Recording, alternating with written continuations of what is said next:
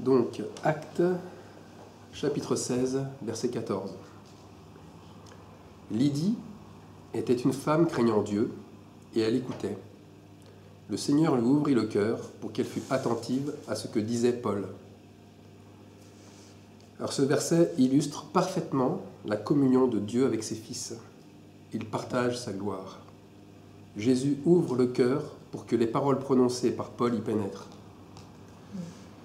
Et cela amène Lydie, cette femme qui était marchande originaire de Thyatire, ça l'amène naturellement à la repentance. Alors l'évangélisation, entre guillemets, se fait dans le partage des rôles. Nous sommes le contenant, nous sommes l'émetteur du message et du messager, et Dieu est le contenu, celui qui s'occupe toujours du cœur, de l'état intérieur. Premièrement, Dieu sonde d'abord notre conscience, et cette conscience qui est la plus profonde en nous. Puis, s'il y voit de la crainte vis-à-vis de lui, il ouvre notre conscience et, enfin, troisièmement, il y pénètre, car l'âme aspire à le recevoir. Vous voyez, la stratégie de Dieu, c'est de ne forcer personne, c'est d'amener personne par la contrainte à se tourner vers lui. Il use au contraire de tact, de bienveillance et de douceur.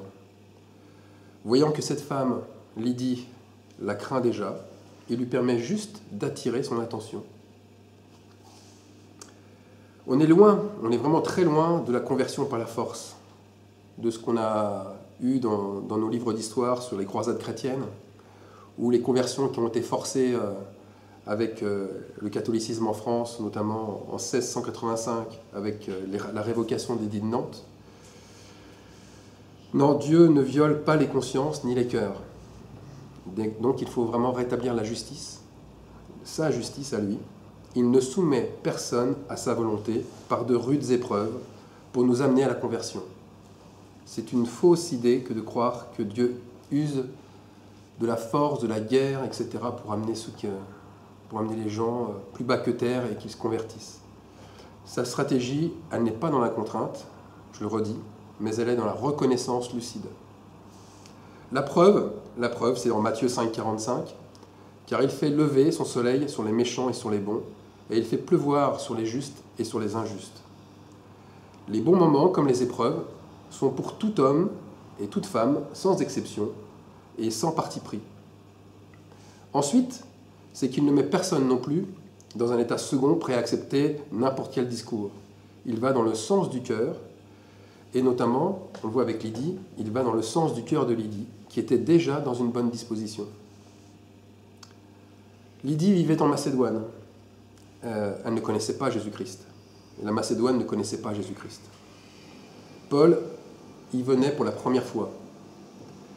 Et pourtant, il semble y avoir une contradiction évidente. Je ne sais pas si ça vous a sauté aux yeux, mais Lydie, cette femme, elle craignait Dieu. Elle craignait Dieu avant que Paul arrive et annonce Jésus-Christ. Comment peut-on craindre celui que l'on ne connaît pas? Parle-t-on alors du même Dieu? Ne serait-ce pas un autre Dieu qui régnait sur la ville de Philippe, puisqu'elle habitait la ville de Philippe? Qui Lydie craignait-elle en fait? On devrait dire qui servait-elle, si on veut être très précis. Car la Bible Martin emploie le mot service à la place de crainte. Donc quel Dieu servait-elle? Le mot grec de service, qui est employé ici, c'est sebomae, qui signifie honorer, révérer, pieux. De toute évidence, cette femme honorait Dieu, sans le connaître. Elle ferait partie, si l'on se réfère à la tradition orale, des craignants Dieu. Les craignants Dieu, c'était une catégorie de non-juifs qui étaient attirés par la foi juive et qui observaient certains commandements, notamment la prière. C'est curieux, hein? Mais très peu de rites. La circoncision, tout ça, c'était pas leur truc. Ce qui était leur truc, c'était plutôt venir et prier un moment avec les Juifs. Ce qui est troublant, c'est que ce même mot grec, sebomae, est employé dans d'autres passages de la Bible, notamment dans Matthieu 15, 9, mais de manière très négative. Voilà comment il est employé. C'est en vain qu'il m'honore en enseignant des préceptes qui sont des commandements d'hommes. C'est en vain qu'il m'honore. Le verbe honorer, c'est sebomae.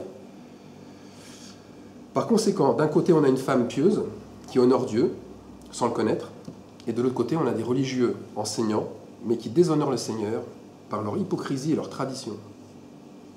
Ce peuple m'honore des lèvres, mais son cœur est éloigné de moi. Connaissant le cœur religieux, rien d'étonnant. La piété, qui recherche un avantage ou un intérêt quelconque, ne sert à rien, elle ne fait que produire de l'orgueil. Du même acabit, d'un côté, nous avons une femme manifestant de la grâce, sans le savoir, et de l'autre, des religieux qui prêchent la loi divine, mais dépourvus complètement de toute grâce. Alors on va s'intéresser de plus près à Lydie, qui est habitant de Macédoine et de la ville de Philippe. Cette femme donc est vertueuse. Et comme on l'a lu, elle devait sans doute croire au Dieu, mais au Dieu des Hébreux, puisqu'elle était rassemblée avec plusieurs femmes qui écoutaient Paul, mais qui étaient de la religion juive. Donc le Dieu des Hébreux, Yahvé. Et c'est très curieux, puisque ses origines à Lydie sont des origines turques. Et ça l'aurait plutôt orienté normalement vers un dieu turc. Alors le père des dieux, c'est ce qu'on appelle chez les Turcs, c'est Tangri. Tangri, c'est un dieu semblable à celui de leur voisin grec, Zeus, qui est issu en fait de la mythologie. Tous ces peuples étaient très liés à la mythologie. On nageait sans doute à l'époque en plein polythéisme. Alors pourquoi je vous dis cela? Pourquoi j'associe le polythéisme, les juifs, etc. Car ce dont cette marchande d'étoffes, qui est Lydie, elle croit, n'a en somme que très peu d'importance. Je dirais même que ça n'a aucune importance, puisqu'elle exerce déjà une forme très avancée de la piété. Lydie devait sans doute connaître le sens religieux. Non, Lydie ne devait sans doute ne pas connaître le sens religieux, mais elle aimait son prochain sans calcul. Elle aimait s'occuper des nécessiteux de son quartier. Elle aimait, sans chercher d'intérêt pour elle-même, à rendre service aux uns et aux autres. Elle était remplie d'actes de bienveillance envers ceux de sa cité. Et je pense même qu'elle devait accueillir chez elle les sans-abri. Alors pourquoi je me permets une telle extrapolation? Parce que si on lit, ou continue à lire au verset 15, voilà ce qui est dit. Lorsqu'elle eut été baptisée avec sa famille, elle nous dit cette demande: si vous me jugez fidèle au Seigneur, entrez dans ma maison et demeurez-y. Et avec insistance, elle nous pressa d'accepter. Alors nous, on sait que c'est Luc qui écrit les Actes des Apôtres. Donc il y avait Luc, il y avait Paul, et il y avait les compagnons, et ses compagnons. Donc là, ce qu'on lit, c'est que cette femme, elle a un très haut niveau d'humilité, parce que déjà, c'est « si vous me jugez fidèle », elle n'était pas avant, vous entrez, « si vous me jugez fidèle ». Et son premier réflexe est d'ouvrir la porte de sa maison à Paul et à ses compagnons. Donc comme elle a reçu beaucoup, elle a vu qu'elle a reçu le Saint-Esprit, elle a compris qui était Dieu, elle veut donner, et son cœur déborde de reconnaissance. Elle voit le besoin de ses frères missionnaires, ils n'ont pas de toit, ils ne savent pas où aller. Et en premier, et comme à son habitude, parce que cette femme avait l'habitude d'exercer l'hospitalité, elle ouvre sa porte. C'est même pour elle un devoir de faire ainsi, car elle ne laisse pas le choix à ses convives. On rappelle, elle dit, elle nous pressa d'accepter. Voilà la vertu de Lydie. Il y a même un peu plus. On apprend au verset 40 que Lydie hébergera Paul et Silas à leur sortie de prison. Lydie est celle qui logera aussi l'église de Philippe. Lydie, c'est celle qu'on connaît de nos jours par l'épître de Paul aux Philippiens. En fait, l'église aux Philippiens, ce n'est pas Lydie qui en est l'auteur, mais c'est elle qui a permis en fait, à tous ces croyants d'avoir un toit et de pouvoir se réunir. Quelle leçon! Moi, je prends vraiment cela pour une leçon. Et pour tous ceux, à mon avis, qui pensent avoir reçu l'Esprit de Dieu et qui se targuent de l'avoir reçu et qui n'ont pas en fait les œuvres qui suivent. Nous devons avoir les œuvres qui témoignent de ce que nous recevons. Mais je pense que ce verset va plus loin encore que ce que je viens de vous dire. Ça va même dans le sens où peu importe la religion de celui ou de celle qui s'approche de Dieu.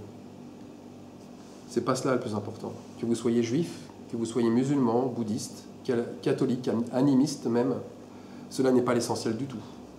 Que votre Dieu s'appelle Yahvé, Zeus, Jupiter, Allah, Mahomet, Vishnu, Bouddha, enfin, il y en a plein. Hein. Et même Jésus, je dirais. Et même Jésus. Ce qui compte, c'est de voir que vous observez déjà, comme Lydie l'observait, des commandements du Seigneur. Pas des rites ou des traditions, mais des commandements d'amour. Je me rappelle que les disciples, quand ils ont vu Jésus, ils ont posé une question, ils ont fait « Mais quel est le premier et le plus grand commandement ?» Et Jésus leur a répondu « Tu aimeras le Seigneur ton Dieu de tout ton cœur, de toute ton âme et de toute ta pensée. » Moi, en relisant ce verset, je me dis « Mais il aurait pu dire « Tu m'aimeras moi ?» ou « Tu aimeras le Père à travers moi ?» Non, et lui, il leur dit « Tu aimeras le Seigneur ton Dieu. » Vous voyez, ce verset ne précise pas de quel Seigneur il s'agit et de quel Dieu il s'agit. C'est une crainte qui doit se manifester dans le cœur, dans l'âme et dans la pensée. Récemment, nous avons rencontré une personne, il y a de là plusieurs jours, qui s'appelle Mandala, une femme versée dans les chakras, dans la philosophie tibétaine, dans les pratiques hédonistes hindoues, rien à voir avec Jésus. Elle avait elle-même relevé positivement qu'on avait entre nous de nombreux points communs et que nos croyances, elles avaient des similitudes. Par exemple, Mandala trouve que le monde dans lequel nous vivons n'est qu'illusion, que notre pire ennemi à combattre se situe à l'intérieur de nous, que Dieu cherche à nous conquérir par l'amour, et que rechercher la paix est un objectif sain et légitime. Bref, pour moi, je pense pour vous aussi, il n'y a rien de choquant à éprouver tel désir. Ils sont même louables. Par contre, si on se mettait à juger cette personne en rejetant ses pensées, en cherchant à lui ouvrir les yeux sur ses fausses croyances, est-ce que ça ne serait pas exercer un manque de sagesse et même une injustice? Si on s'acharne à vouloir faire réaliser aux gens, aux religieux, peu importe, leurs erreurs, cela reviendrait à renforcer leurs convictions religieuses. Mandala n'a pas tout à fait faux dans ses croyances. Cette femme, je vais peut-être vous choquer, mais elle voit le Seigneur. Elle voit le Seigneur, mais à travers le voile de sa religion. Tout comme Lydie, Lydie de Thyatire, avant de rencontrer Paul, c'était pareil, elle avait un voile. Paul est venu lui ôter ce voile. Et le voile ne permet pas de distinguer vraiment ce qu'il y a en face de nous. Lydie n'en percevait que des contours flous, pas exactement la forme. Et l'apôtre Paul ne fait que continuer à soulever le voile que Lydie découvre. Et Lydie, ce qu'elle voit, en fait, c'est le vrai visage du Seigneur, à ce moment-là.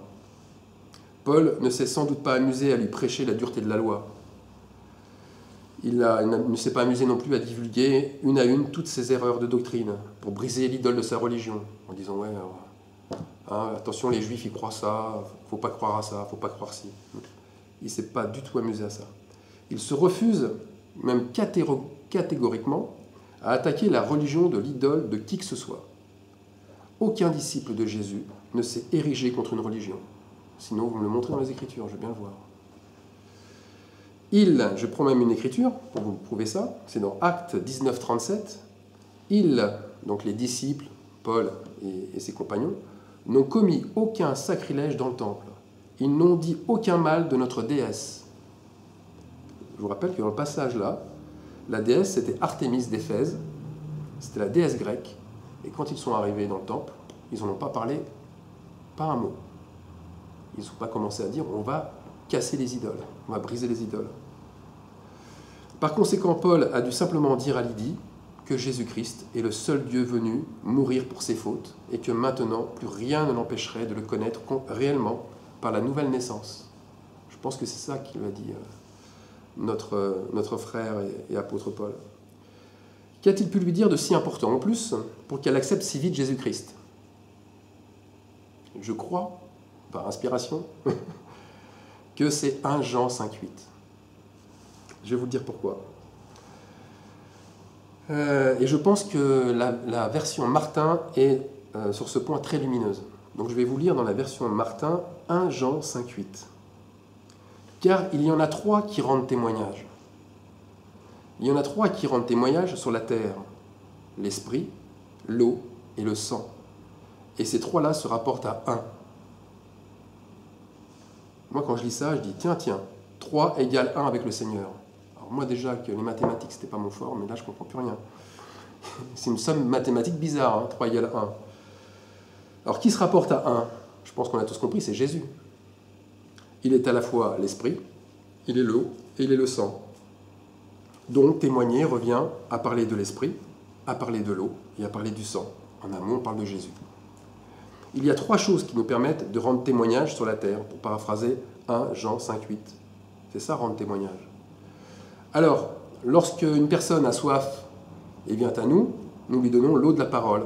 Et normalement, si on suit 1 Jean 5,8, ça se traduit par Jésus te donne son esprit. Car il y a une Pentecôte pour toi aussi. Toi qui crois en Jésus, alors il y a une Pentecôte. Deuxième point, il te pardonne toutes tes fautes, avec l'eau de la repentance. En confessant tes fautes, Dieu t'en libère aussitôt. Le troisième point, c'est enfin il te purifie. C'est-à-dire qu'il efface de sa mémoire, de la mémoire de Dieu, tous tes péchés, car son sang qui a coulé sur la croix est destiné à cela. Ça, c'est l'essentiel du témoignage. Tout le reste, tous les rajouts, c'est du superflu. Ou c'est de l'orgueil, parce que ça peut être un témoignage pour se donner une valeur plus importante aux yeux des autres. Mais ce n'est pas l'essence même du témoignage. C'est ce qui est écrit dans 1 Jean 5,8. Et j'affirme même, je vais aller plus loin, qu'il y a un seul baptême.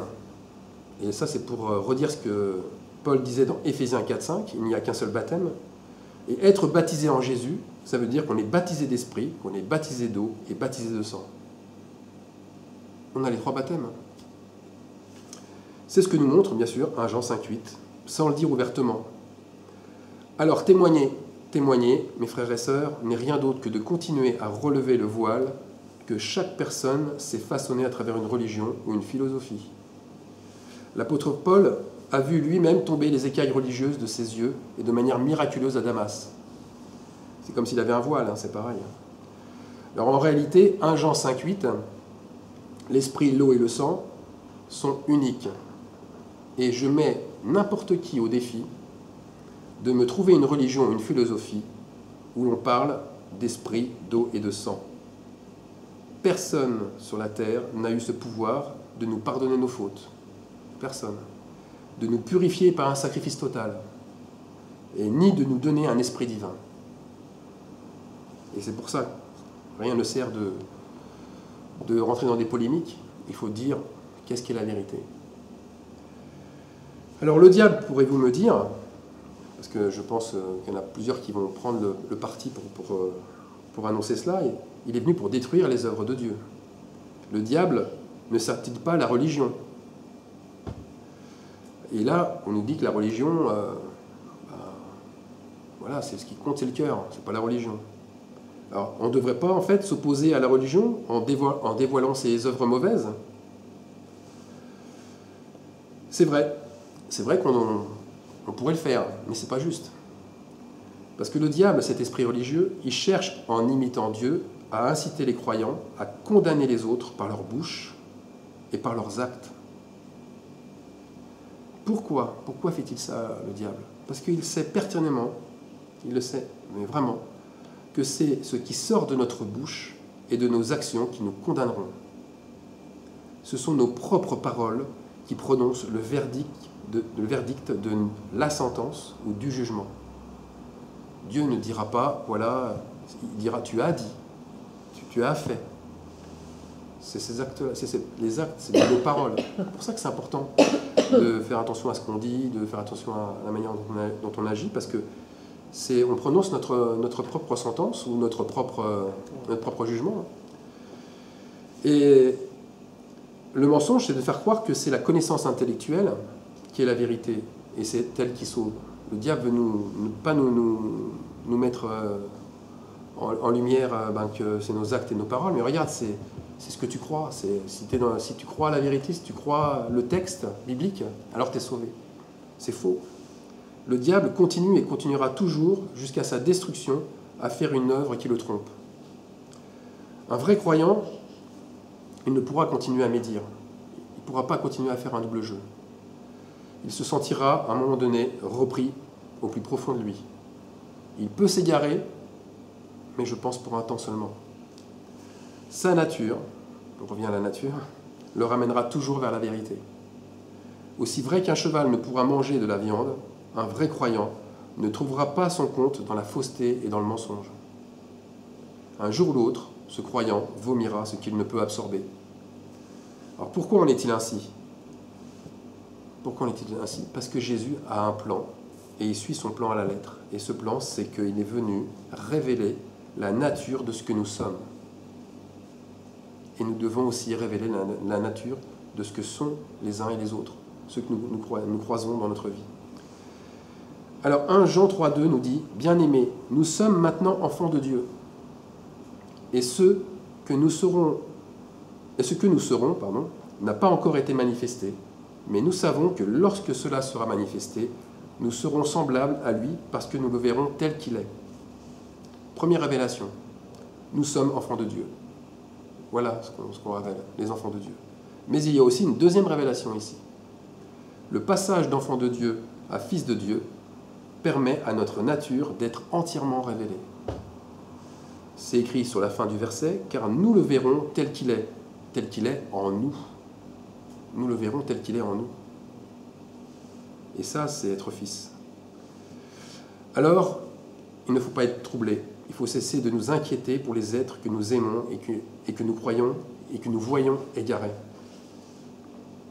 La parabole du fils prodigue devrait tous nous faire réfléchir. Le fils égaré, il revient vers son père, seulement s'il est bien le fils de son père. Alors, pour répondre à la question évoquée plus haut, nous opposons-nous au diable en dévoilant ses œuvres mauvaises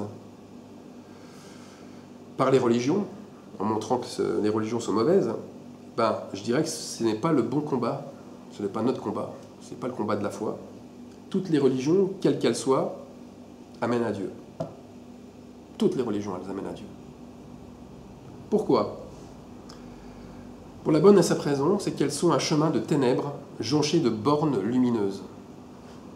Si le croyant a un bon cœur, il s'inspirera de ces bornes lumineuses pour continuer sa route vers la vérité. Tout concourt ensemble au bien de ceux qui aiment Dieu. Donc rien ne pourra égarer et perdre un bon cœur. Absolument rien. Jésus ne peut perdre aucun de ceux de ses enfants. C'est écrit. Alors la plupart des religions ne prônent-elles pas l'amour? Elles prônent aussi la paix de l'âme, le don de soi, la générosité, le partage, la justice, l'abnégation, elles le prônent aussi. Et elles prônent aussi le fait d'aimer Dieu de tout son cœur, toutes les religions. C'est le premier commandement, c'est celui qu'on a lu avant. C'est le plus important.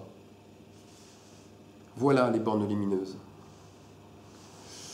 Alors, à contrario, c'est vrai effectivement que ces valeurs divines sont enrobées de tromperie, de fausseté et même d'imposture. Mais pour certains, ceux dont le cœur est dur, ils continueront à garder ce voile de mensonge, parce que ce voile de mensonge dissimule leurs fautes. Donc ils préfèrent garder ça. Ils préfèrent parce que leurs fautes ne sont pas mises en lumière. Pour les autres, qui ont un cœur humble, qui sont repentants, ils trébucheront eux aussi, parce que ils sont dans le noir, dans l'obscurité de la religion. Mais en réalité, c'est Christ qui les relèvera. Et les relèvera jusqu'au moment où la lumière viendra éclairer l'identité de la personne qui vient les secourir. Ils reconnaîtront alors leur Sauveur, et la lumière de leur Sauveur brillera dans leur cœur. C'est comme avec la conversion de Paul. La lumière qui éblouit Paul éblouira aussi leurs yeux, et elle descendra après plusieurs centimètres plus bas pour illuminer leur cœur. Conclusion très importante. Nous n'avons pas à noircir le chemin de ceux qui cherchent la vérité en insistant sur leur zone d'ombre religieuse. Les ténèbres ne montrent pas la lumière. Nous avons à poser nos bornes, nos propres bornes, nos bornes lumineuses, jusqu'au moment où, relevant la tête, ils verront Dieu dans leur cœur et ainsi leur voile sera ôté. Amen.